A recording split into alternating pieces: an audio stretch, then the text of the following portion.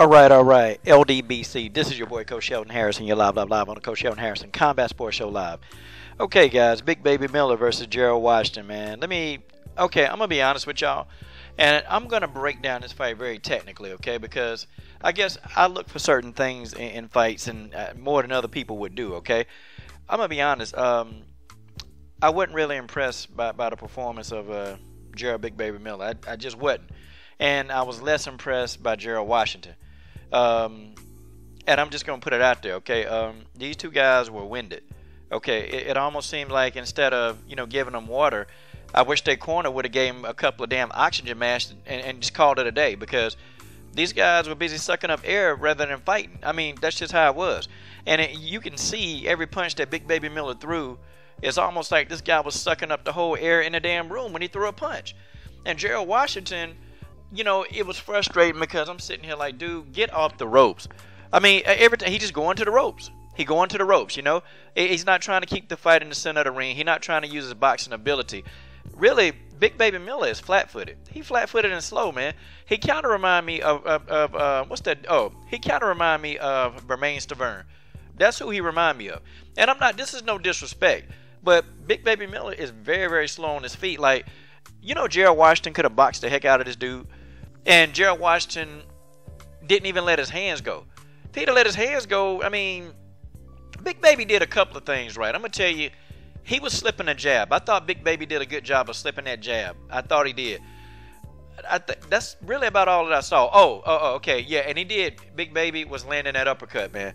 He was landing that uppercut all night long. And Gerald Washington, he just kind of walked backwards, got on the ropes, and tried to block all the punches with his damn gloves instead of use his footwork. I mean, I don't know, man. I don't know. I think a Big Baby, if he fights some of those top heavyweights, like the Joshuas and the Wilders, and I know he's still, really getting his feet wet and really learning, man, he's got to work on that mobility, man. And that comes with the weight, man, the weight issue. I mean, he's a big dude. He's not overweight, but you can tell, man, that it's hard for him to move. He's carrying a lot of extra weight. Big Baby Miller really need to be in the ring probably 30 pounds less than what he is to really get that mobility up, because he's very flat-footed, man. He's stationary.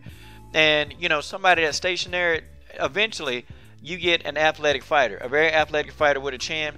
That's a knockout waiting to happen. I mean, folks, that's just how that is. It's just the way that is, okay?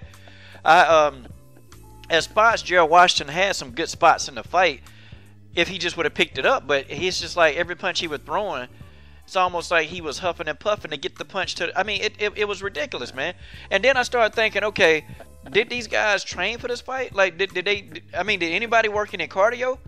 I mean, did anybody? See, with a heavyweight, let me tell you something. The most important thing with a heavyweight is not sparring. It's cardio. It's being able to last, because I'm going to tell you something. I don't care who you are. If you can't get oxygen into your bloodstream, and if you can't breathe, a 150-pound guy can knock out a 250-pound guy. Okay, that's just how it is. You can't fight. If you can't breathe, you can't fight. I don't care if you're the most skilled fighter in the world. If you cannot breathe, you can't fight. And that's the deal. I mean, if Big Baby Miller work on his mobility and really get his cardio under wrap, he'll be a very formidable heavyweight.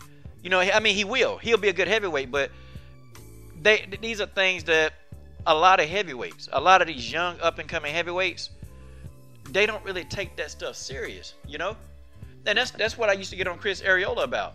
Chris Arreola would have been a great heavyweight, but the cardiovascular and the fitness level, a lot of these young heavyweights, they don't take that serious, man. And I don't know. I mean, I like Big Baby's. I like his jab, and I definitely loved his right hook and his uppercut. I liked all of those offensive weapons for him. But see, he could have got Gerald Washington out of there probably in the third round if he had the stamina to do so. He just didn't have the cardio capacity. He didn't have it. That's just how that is. That's just the way that is. And I'm not trying to rain on his parade, because the referee stopped the fight when he realized that Gerald Washington was just trying to survive. And that's what the hell Gerald was doing, surviving in the fight. And I'm like, okay, do you have any testosterone? Do you have any testicles? I mean, damn, fight back. Why are you just letting this guy beat on you on the ropes? I never can understand that. I don't care. I mean, okay, what are you doing? And it's like I felt as if Gerald Washington at points in the fight he didn't even want to be there, man. Like literally, that's how he looked. Like it looked like to me he was just collecting a damn paycheck. I don't know, man, but you know I wasn't overly impressed. I liked some good things that Miller did. I wasn't impressed with Washington, and I was not overly impressed with Miller. I just wasn't. This is your boy Coach Sheldon Harrison. I'm done. What are you guys waiting on? Subscribe to the best, well, yeah, the best women's MMA platform on YouTube.